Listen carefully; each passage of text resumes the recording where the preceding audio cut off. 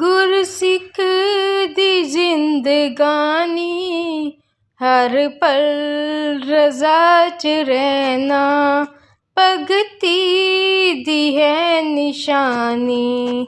गुरु नूं होवे समर्पित गुरसिख दी जिंदगानी, हर पल रज़ा च रहना, भगती दी है निशानी। नमस्कार, धन निरंकार जी।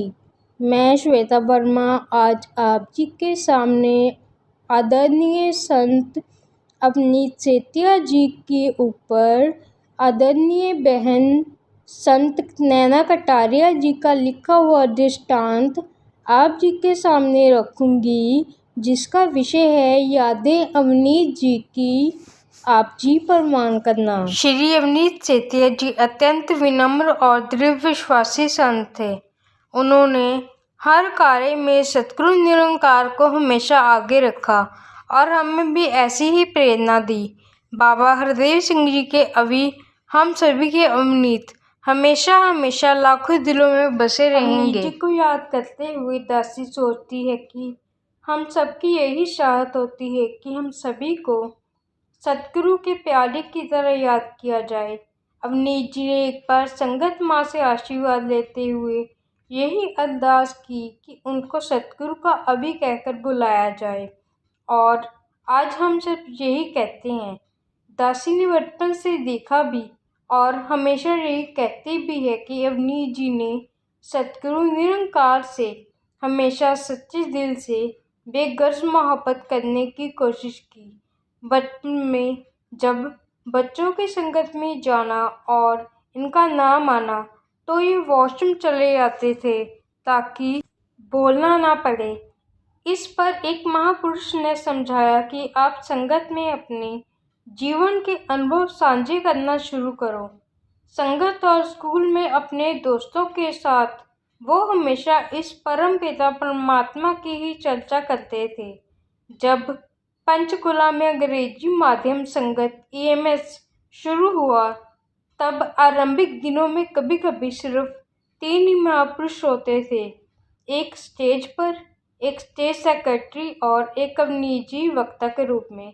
उन्होंने उन परिस्थितियों का भी भरपूर आनंद लिया और लगातार EMS अटेंड करना जारी रखा। में साफ दिखाई देता था, चाहे वो परिवार के साथ हैं, दोस्तों के साथ हैं या किसी ऐसे सज्जन के साथ हैं जो उनके संपर्क में पहली बार आया है, सभी के साथ उनकी मनोस्थिति एक सी होती थी। अवनीत जी जब 11वीं कक्षा में पढ़ते थे तो ट्यूशन खत्म होने के बाद अपने दोस्तों से सतगुरु निरंकार की ही चर्चा करते थे। उनकी प्रेरणा से उनके दोस्तों ने ज्ञान लिया और लगातार संगत में आना शुरू कर दिया। एक और ट्यूशन के साथी का परिवार संगत से दूर हो गया था, पर अवनीत जी से चर्चा के बाद उस पर ऐसा प्रभाव पड़ा कि वह पूरा परिवार संगत से दोबारा जुड़ गया। दासी स्वयं को सौभाग्यशाली समझती है कि इतना प्यार करने वाला भाई अवनीत का साथ दासी को लगातार 28 सालों तक मिला। वो संगत में सबके साथ प्यार से बात करते थे और घर में भी सबके साथ जो भी गुरमत के अनुसार जीकर हमें प्रेरणा देते थे। प्रतिकूल परिस्थितियों में भी वो सहज रहते थे। एक बार दासी उनके साथ कार में सफ़र कर रही थी। एक तेज रफ्तार बस साइड से हमारी कार से टच करके रुकी। आसपास लोग इकट्ठा हो गए। साधारणतः हम देखते हैं कि ऐसे समय में घटना से प्रभावित सभी लोग एक दूसरे के ऊपर गुस्सा करने लग जाते हैं, लेकिन अवनीत जी शांत रहकर बस ड्राइवर से बात कर रहे थे। बस ड्राइवर उनसे बहुत प्रभावित हुआ और बोला, दोस्त, मुझे तेरी बोली बड़ी प्यारी लगी। वह सब सेटल करके चला गया। सतगुरु के ऊपर उनका अकीदा विश्वास बहुत मजबूत था।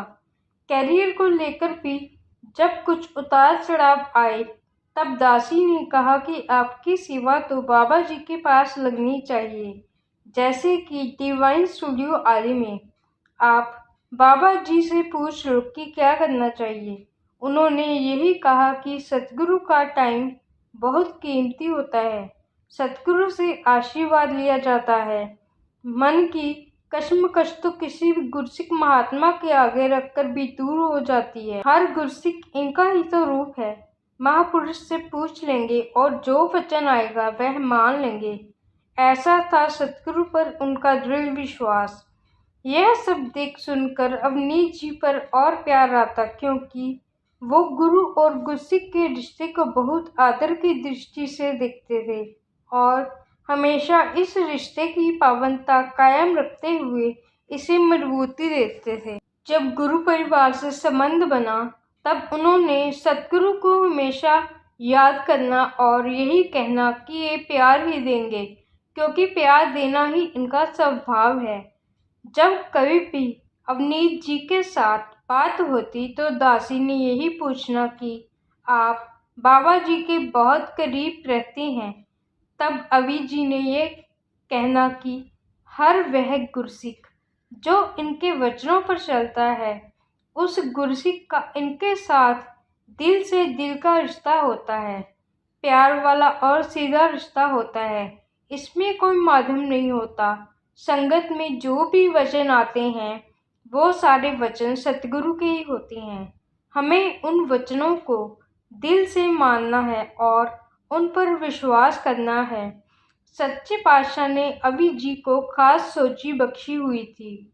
वो सभी कार्य पूरी योजना के अनुसार करते थे। जैसे कि अगर ऑडिशन के लिए जाना है तो सतगुरु की सेवाओं के दौरान ही जाना।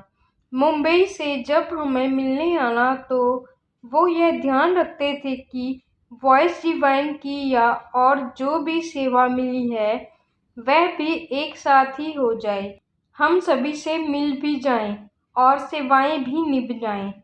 वह सब कुछ इस तरह से नियोजित व संतुलित रखते थे। अवनीत जी हंसमुख स्वभाव के थे। वो मर्यादा में रहकर हंसी मजाक भी कर लेते थे। स्वभाव में यह अपनापन और प्यार वाला रूप निरंकार को आधार बनाकर जीवन जीने की कोशिश करने के कारण ही था। वह कहते थे कि रिश्तों में प्यार और देखभाल वाला भाव हो तो रिश्ते हमें प्रसन्नता देते हैं और स्वस्थ रहने में मददगार होते हैं। दासी उनकी कमी महसूस करती है, साथ ही उनके साथ बीते सुखद पलों को याद करके भाव विभोर होती है। सतगुरु माता सुदीक्षा जी के चरणों में अरदास है कि आप जी के चरणों में हम सबकी अंतिम श्वासों तक तोड़ निभ जाए। हमारे कर्म और बोल ऐसे हों कि हमें भी सतगुरु के प्यारे के रूप में संबोधित किया जाए। अवनीत सेतिया जी 13 मई 2016 को नश्वर शरीर त्याग कर ब्रह्मलीन हो गए और पीछे छोड़ गए गुरमत की प्रेरणा से भरी अनंत यादें। धन्यवाद जी।